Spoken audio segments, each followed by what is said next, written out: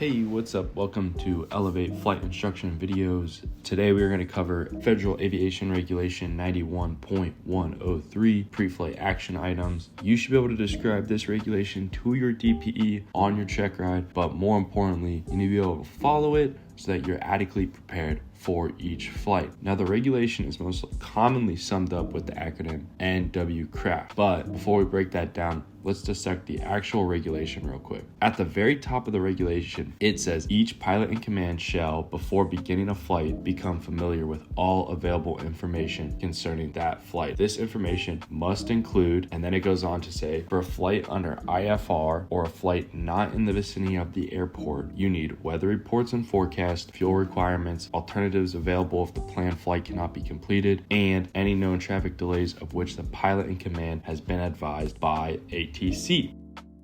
Not in the vicinity of the airport is vague terminology. I like to assume the safe side of things, and let's just say not in the vicinity of the airport is anything that's not in the traffic pattern at that airport. So when you are IFR or not in the traffic pattern at that airport, you need to know weather, fuel requirements, alternatives available, and any known traffic delays. If we move along for any flight, 91.103B, you need to know runway lengths at airports of intended use and following takeoff and landing distance information. Now, if we incorporate that into the acronym NWKRAFT, you get NOTAMs, weather reports and forecast, known traffic delays, runway lengths at airports of intended use, alternatives available, fuel required, and takeoff and landing distance information. Let's go through each letter and talk about what information the FAA actually wants us to have and how we get that information. NOTAMs. How do you get NOTAMs? There are a couple ways. If you have an electric flight bag like ForeFlight, you can find NOTAMs by selecting the airport and using the NOTAMs tab as shown here in that first picture on the left. The FAA also has a website where you can search for NOTAMs by location, and I'll put the link of that into the description. Here, the middle picture shows NOTAMs at JFK. Lastly, if you get a standard briefing with a flight service station, you can get NOTAMs there. W is weather reports and forecast. Now, we can really dive deep into this one, but for the sake of this video, Aviationweather.gov is a very useful resource that has METARs, TAFs, and other imagery. K is known ATC delays. These delays are typically included in weather briefings, but if not, you can obtain them by requesting them with a flight service station briefer. R is going to be runway lengths at airports of intended use. Pilots can obtain these by accessing the chart supplement for that specific airport. Also, your electric flight bag could be a quick way to reference those runway lengths. You can also reference the airport flight directory using ForeFlight or Garmin Pilot. A is going to be alternatives available.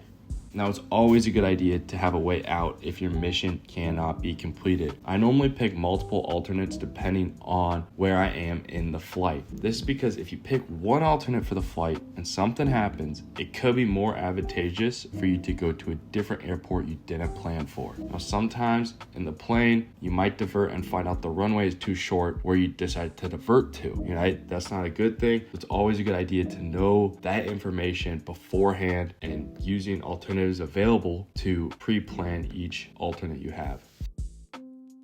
F is going to be fuel required. This takes us to another federal aviation regulation, and it says no person may begin a flight in an airplane under VFR conditions unless, considering wind and forecast weather, there is enough fuel to fly to the first point of intended landing and assuming normal cruise speed during the day to fly after that for at least 30 minutes or at night to fly after that for at least 45 minutes. So considering the day, we figure out fuel burn is 10 gallons per hour at normal cruising speed. That means we will need enough fuel to fly from point A to point B plus 5 gallons of reserve, which would be the 30 minutes of fuel at 10 gallons per hour. It would definitely be a good idea to add a personal minimum to that. You don't want to be that guy or girl who runs out of fuel.